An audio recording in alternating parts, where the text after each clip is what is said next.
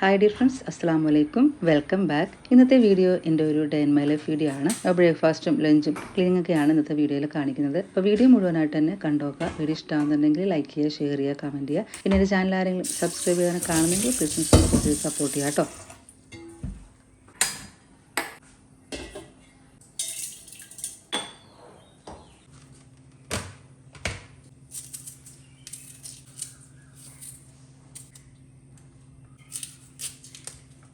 ഇന്നിപ്പോൾ മോൾക്ക് സ്കൂളുള്ള ദിവസമാണ്. അപ്പോൾ ബ്രേക്ക്ഫാസ്റ്റിന് വേണ്ടിയിട്ട് പുട്ടും കപ്പയാണ് ഉണ്ടാക്കുന്നത്. അപ്പോൾ പുട്ടിനുള്ള പൊടി വാട്ടാൻ വേണ്ടിയിട്ട് ഞാൻ കുറച്ച് വെള്ളം വെച്ചിട്ടുണ്ടായിരുന്നു. അതായത് അളവൊന്നുമില്ല കേട്ടോ. നമുക്ക് ഒരു 4-5 പേർക്ക് കഴിക്കാനുള്ള പുട്ടിൻ്റെ വെള്ളം വെച്ചിട്ടുണ്ടായിരുന്നു. ഇട്ട് കൊടുത്തിട്ടുണ്ടായിരുന്നു. ഒന്ന് തിളച്ചതിന് ശേഷം ഫ്ലെയിം ഓഫ് ചെയ്തിട്ടാണ് ഞാൻ പൊടിയിട്ടുണ്ടായിരുന്നത്. അപ്പോൾ നമുക്ക് വെള്ളത്തിനനുസരിച്ച് പൊടിയിട്ട് കൊടുക്കുക കേട്ടോ. അതിനനുസരിച്ച് മാത്രം പൊടിയിട്ടിട്ട് നന്നായിട്ട് മിക്സ് ചെയ്തെടുക്കുക. പിന്നെ ഞാൻ കപ്പയും കൂടി ഒന്ന് റെഡിയാക്കി എടുത്തിട്ടുണ്ട്. ഇനിയിപ്പോൾ അതുകൊണ്ട് ഒന്ന് ഞാൻ കുക്കറിലേക്കൊന്ന് വേവിക്കാൻ വേണ്ടിയിട്ട് വെക്കാണ്.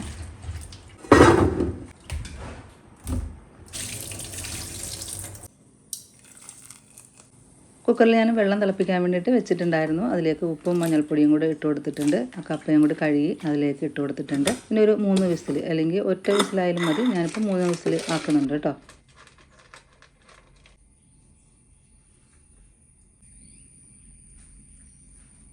കപ്പ താളിക്കാൻ വേണ്ടിയിട്ട് ഉള്ളിമുളക് ഇടിച്ച് തീർന്നിരിക്കുകയായിരുന്നു. അപ്പോൾ ഞാനത് റെഡിയാക്കി എടുക്കുകയാണ്. അപ്പോൾ മുളക് ഞാൻ ഇടിച്ച് ഫ്രിഡ്ജിൽ വെച്ചിട്ടുണ്ടായിരുന്നു. അപ്പോൾ അത് എടുത്തിട്ടുണ്ട്. അതായത് ചുവന്ന മുളകുണ്ടല്ലോ, അത് ഉണക്കി പൊടിച്ചതാണ് കേട്ടോ. അത് ഇനിയിപ്പോൾ പൊടിച്ചതില്ല എന്നുണ്ടെങ്കിൽ ചുവന്ന മുളക് പൊടിച്ചെടുത്തിട്ട് നല്ലപോലെ പൊടിയായി പോകുന്നത് കേട്ടോ. അത് ക്രഷ് ചെയ്തെടുക്കാവുള്ളൂ. അതിലേക്ക് കുറച്ച് ഉള്ളി, എത്രയാണോ മുളക് എടുത്തിട്ടുള്ളത് അതിനനുസരിച്ച് ഉള്ളി ചേർത്ത് കൊടുക്കുക. അപ്പോൾ ഈ ചെറുപയർ താളിക്കുക, അതുപോലെ പരിപ്പ് റെഡിയാക്കി എടുക്കുക, പിന്നെ മുട്ട പൊരിക്കുക, അങ്ങനെ ഒരുപാട് കാര്യങ്ങൾക്ക് ഞാനിത് യൂസ് ചെയ്യാറുണ്ട്. ഇതിപ്പോൾ നമ്മൾ ചെയ്ത് വെച്ച് കഴിഞ്ഞാൽ 2-3 ആഴ്ച എന്തായാലും ഇരുന്നോളൂ കേട്ടോ. ഇതിപ്പോൾ ഒരാഴ്ച അല്ലെങ്കിൽ ഒരു 1.5 ആഴ്ചയൊക്കെ ഇത് ഉണ്ടാവുള്ളൂ. ഞാൻ അധികം ചെയ്ത് വെക്കാറുണ്ട്. 2-3 ആഴ്ചയൊക്കെ എന്തായാലും ഇരുന്നോളൂ. ചീത്തയാവുകയോ ചെറിയ സ്മെല്ല് വരികയോ അങ്ങനെ ഒരു കാര്യങ്ങളും ഇല്ല കേട്ടോ.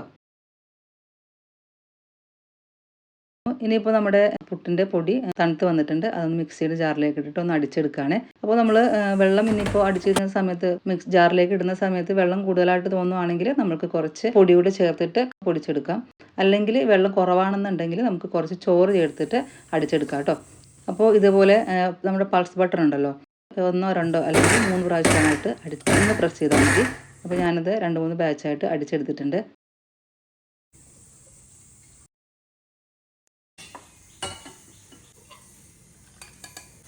അങ്ങനെയെല്ലാം അടിച്ചെടുത്തിട്ടുണ്ട്. അപ്പോൾ നമ്മുടെ കപ്പയും വെന്തിട്ടുണ്ടായിരുന്നു കേട്ടോ. 3 വിസിലടിച്ചപ്പോൾ ഞാൻ ഓഫ് ചെയ്തിട്ടുണ്ടായിരുന്നു. ഇനിയിപ്പോൾ പുട്ടൊന്ന് റെഡിയാക്കണം. പിന്നെ കപ്പയും കൂടി ഒന്ന് താളിച്ചെടുക്കാനുണ്ട് കേട്ടോ. കുക്കറിൻ്റെ ആവിയൊക്കെ പോയിട്ടുണ്ടായിരുന്നു. അപ്പോൾ ഞാൻ ആ കുക്കറിൻ്റെ മൂടിയുടെ ബെൽറ്റ് ഊരി മാറ്റിയിട്ട് ഇതേപോലെ ഇട്ടിട്ട് ഇങ്ങനെയാണ് കേട്ടോ വെള്ളം കളഞ്ഞെടുക്കുന്നത്. ഇനിയിപ്പോൾ ചോറ് വെക്കുമ്പോഴും അങ്ങനെ തന്നെയാണ് ചെയ്തെടുക്കുന്നത്.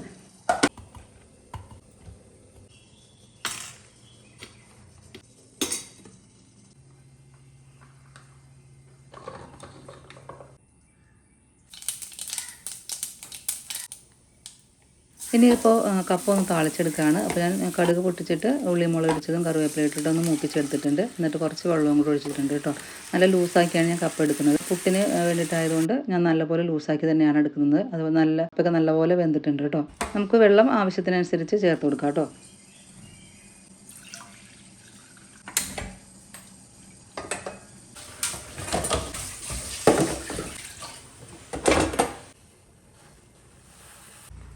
അങ്ങനെ മോൾക്ക് പോകാനുള്ള സമയമൊക്കെ ആയിട്ടുണ്ടായിരുന്നു. മോൾക്കുള്ള ബ്രേക്ക്ഫാസ്റ്റ് ഒന്ന് എടുക്കുകയാണ്.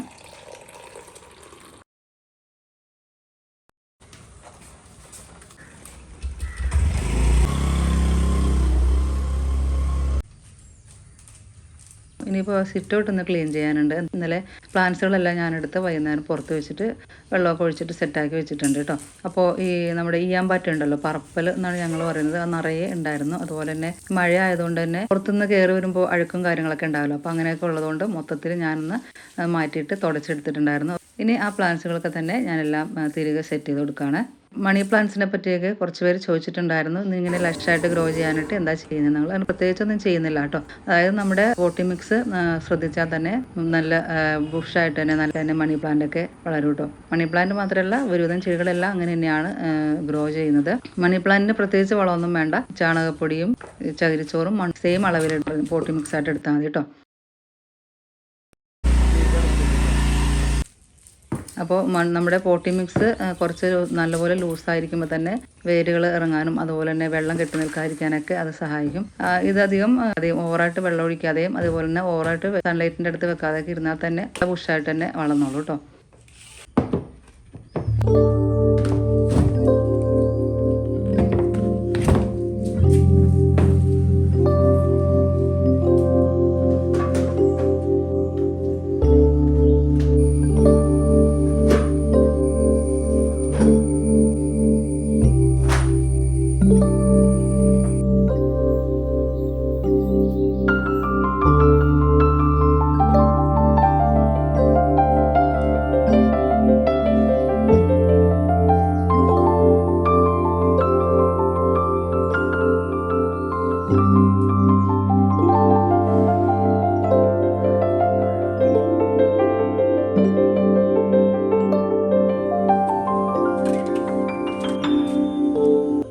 ഈ ഡ്രയർ സ്റ്റാൻഡ് ഞാൻ ലുലുന്ന് വാങ്ങിച്ചാണ് കേട്ടോ.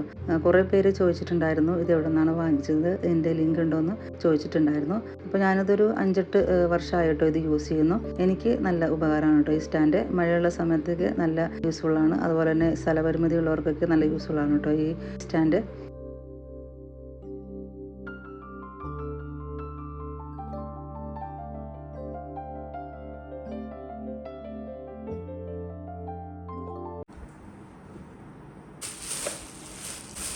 ഇനിയിപ്പോൾ ലഞ്ചിനുള്ള കാര്യങ്ങളൊക്കെ ഒന്ന് നോക്കുകയാണ് കേട്ടോ. അപ്പോൾ അതിന് മുമ്പ് അകത്ത് കുറച്ച് ഒതുക്കലും കാര്യങ്ങളൊക്കെ ഉണ്ടായിരുന്നു. പിന്നെ തുണി വിരിക്കാനൊക്കെ ഉണ്ടായിരുന്നുകൊണ്ട് അതൊക്കെ ചെയ്തിട്ടാണ് ഞാൻ പിന്നെ കിച്ചണിലേക്ക് കയറിയിട്ടുണ്ടായിരുന്നത്. അപ്പോൾ ഇന്ന് തേങ്ങാച്ചോറും ബീഫ് കറിയാണ് റെഡിയാക്കുന്നത്. അപ്പോൾ അതിന് വേണ്ടിയുള്ള ഉള്ളി, ഇഞ്ചി, വെളുത്തുള്ളിയൊക്കെ ഞാൻ റെഡിയാക്കി വെച്ചിട്ടുണ്ട്. അതുപോലെ തന്നെ സവാള ഒന്ന് കട്ട് ചെയ്തെടുക്കാനുണ്ട്. അപ്പോൾ ഞാൻ ഒരു 3-4 സവാള എടുത്തിട്ടുണ്ട്. അതെന്തിനാണെന്ന് വെച്ചാൽ ഞാൻ ബീഫിലേക്ക് ഞാൻ കൂടുതലും ഉള്ളിയാണ് കേട്ടോ ചേർക്കാറുള്ളത്. ചെറിയ ഉള്ളി, സവാള ഒരെണ്ണം മാത്രമേ ചേർക്കാറുള്ളൂ. ഒരു വലിയ സവാളയാണ്, അത് മാത്രമേ ചേർക്കാറുള്ളൂ. പിന്നെ ഇത് 3 ടിന്നിലാക്കി ഫ്രിഡ്ജിലേക്ക് വെക്കാൻ വേണ്ടിയിട്ട് എടുത്തതാണ്. അപ്പോൾ ചെയ്ത് വെച്ചൊക്കെ കഴിഞ്ഞിട്ടുണ്ടായിരുന്നു കേട്ടോ. പിന്നെ അതിലേക്ക് വേണ്ടിയുള്ള പച്ചമുളകും തക്കാളിയൊക്കെ അതും എടുത്ത് വെച്ചിട്ടുണ്ട്.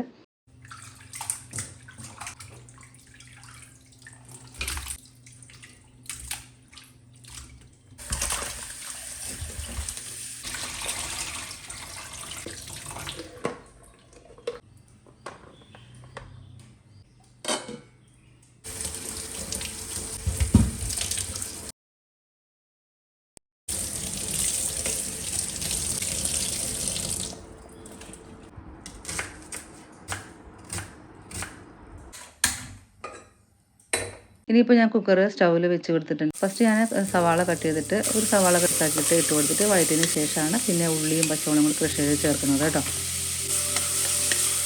അപ്പോൾ ഉള്ളിയും പച്ചമുളകും കൂടി ഒരുമിച്ച് ഒന്ന് ക്രഷ് ചെയ്തെടുക്കാണ് കേട്ടോ. അപ്പോൾ 2 ബാച്ചായിട്ടാണ് ഉള്ളി ഇട്ട് കൊടുക്കുന്നത്.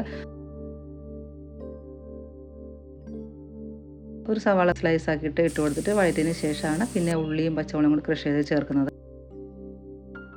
അപ്പോൾ ഇഞ്ചി വെളുത്തുള്ളി ഞാൻ കുറച്ച് അധികം എടുത്തിട്ടുണ്ടായിരുന്നു. അതൊന്ന് പേസ്റ്റ് ആക്കിയിട്ട് കുറച്ച് ബീഫിനെടുത്തിട്ട് ബാക്കി ഞാൻ ഫ്രീസറിലേക്ക് എടുത്ത് വെക്കുകയാണ്. അപ്പോൾ ഇനിയിപ്പോൾ 1-2 ബീഫ് കറിക്കോ അല്ലെങ്കിൽ ചിക്കൻ കറിക്കോ ഉള്ള പേസ്റ്റ് ഉണ്ടാവും കേട്ടോ. തീർന്നിരിക്കുകയാണെങ്കിൽ ഇതുപോലെ എടുക്കുന്ന സമയത്ത് കുറച്ചധികം എടുത്തിട്ട് ഇതേപോലെ ക്രഷ് ചെയ്തിട്ട് ഫ്രീസറിലേക്ക് വെക്കും. അല്ലാന്നുണ്ടെങ്കിൽ ഒന്നിച്ച് അങ്ങനെ ചെയ്ത് വെക്കലുണ്ട് കേട്ടോ.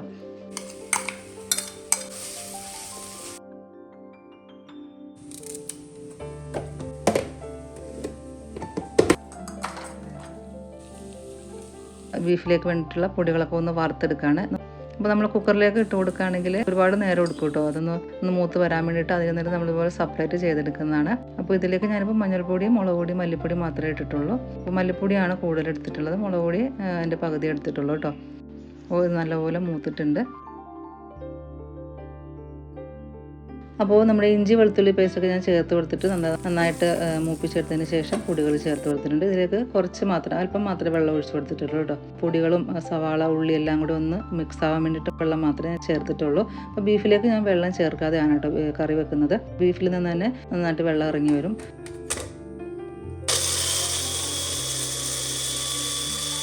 കുരുമുളക് പൊടിച്ചതും പെരുംജീരകം പൊടിച്ചതൊക്കെ തീർന്നിരിക്കുകയായിരുന്നു. അപ്പോൾ ഞാൻ പെരുംജീരകം ഒന്ന് ചൂടാക്കിയിട്ട് അതും പിന്നെ കുറച്ച് കുരുമുളകും കൂടി ഇട്ടിട്ട് രണ്ടും കൂടി ഒരുമിച്ച് വേണ്ടോ പൊടിച്ചെടുത്തിട്ടുള്ളത്. അപ്പോൾ ഇതിലേക്ക് ചേർക്കാൻ വേണ്ടി മാത്രമുള്ളതാണ് ഞാൻ പൊടിച്ചെടുത്തിട്ടുള്ളത്. കുക്കറിലേക്ക് ബീഫും എല്ലാം കൂടി ഇട്ട് മിക്സ് ചെയ്തെടുത്തിട്ടുണ്ട്. ആവശ്യത്തിനുള്ള ഉപ്പും കറിവേപ്പിലും എല്ലാം ചേർത്തിട്ടുണ്ട്.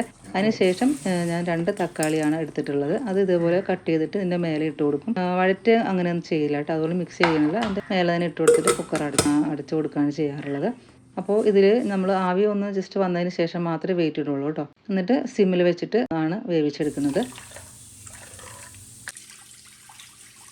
ഇനിയിപ്പോൾ നമ്മൾ തേങ്ങാച്ചോറിന് വേണ്ടിയിട്ടുള്ള തേങ്ങാപ്പാലൊക്കെ എടുത്തിട്ടുണ്ട്. 3 നാഴി അരിയാണ് എടുത്തിട്ടുള്ളത് കേട്ടോ. നമ്മുടെ ചോറ് വെക്കുന്ന സാധാ അരി ഉണ്ടല്ലോ, മദർവടിയാണ് കേട്ടോ ഇത്. അരി എടുത്ത പാത്രം ഉണ്ടല്ലോ, നിറച്ച് നമ്മൾ അരി എടുത്തിട്ടുണ്ട്. അതായത് 3 നാഴി അരി, ഇരട്ടി വെള്ളമാണ് കേട്ടോ ചേർത്ത് കൊടുത്തിട്ടുള്ളത്. ഇപ്പോൾ 2 പാത്രം വെള്ളമാണ് ചേർത്ത് കൊടുത്തിട്ടുള്ളത്. ഒരു അളവ് കിട്ടാൻ വേണ്ടിയിട്ടാണ് ഞാൻ ആ പാത്രത്തിൽ എടുത്തത് കേട്ടോ. ഇനിയിപ്പോൾ അതിലേക്ക് പെരുംജീരകം ചേർത്ത് കൊടുത്തിട്ടുണ്ട്. പിന്നെ 1 ടീസ്പൂൺ നിറച്ച് മല്ലിപ്പൊടി, പിന്നെ ഉള്ളി, അതായത് ചെറിയ ഉള്ളി ഉണ്ടല്ലോ, അത് ഒരു കായ നിറയെ എടുത്തിട്ട് അതും കൂടി ചതച്ച് ചേർക്കുക. പിന്നെ നമ്മൾ മസാലകളുണ്ടല്ലോ, പെരുംജീരകം, അതുപോലെ തന്നെ കറുവാപ്പട്ട, അങ്ങനെയുള്ളതൊക്കെ ചേർത്ത് കൊടുത്തിട്ടുണ്ട്. പിന്നെ ആവശ്യത്തിന് ഉപ്പും ചേർത്ത് കൊടുത്തിട്ട് ഒന്ന് തിളപ്പിക്കാൻ വേണ്ടി വെച്ച് കൊടുത്തിട്ടുണ്ട് കേട്ടോ.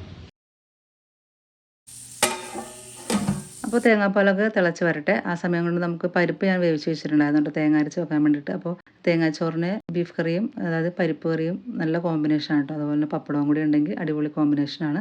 പരിപ്പ് നല്ല കട്ടിയായിട്ടാണ് കേട്ടോ എടുക്കുന്നത്, ലൂസാക്കിയല്ല. തേങ്ങാച്ചോറിനാകുമ്പോൾ കട്ടിയായിട്ട് എടുക്കുന്നതാണ് നല്ലത്. അപ്പോൾ ഞാൻ അരപ്പൊക്കെ ഒഴിച്ച് കൊടുത്തിട്ടുണ്ട്. അതായത് ഉള്ളിയും ചെറിയ ജീരകവും മഞ്ഞൾപ്പൊടി ഇട്ടിട്ട് അരച്ചെടുത്തതാണ്. എന്നിട്ട് അത് ഒഴിച്ചിട്ട് ചൂടാക്കിയിട്ട് താളിച്ചെടുത്തിട്ടുണ്ട്. അപ്പോഴത്തേക്ക് നമ്മുടെ തേങ്ങാപ്പാലൊക്കെ തിളച്ച് വന്നിട്ടുണ്ടായിരുന്നു. ഞാനപ്പോൾ അരി കൂടെ ചേർത്ത് കൊടുത്തിട്ടുണ്ട്. ഇനി നമ്മൾ തിളച്ചതിന് ശേഷം സിമ്മിലിട്ടിട്ട് ഒന്ന് വേവിച്ചെടുത്താൽ മതി.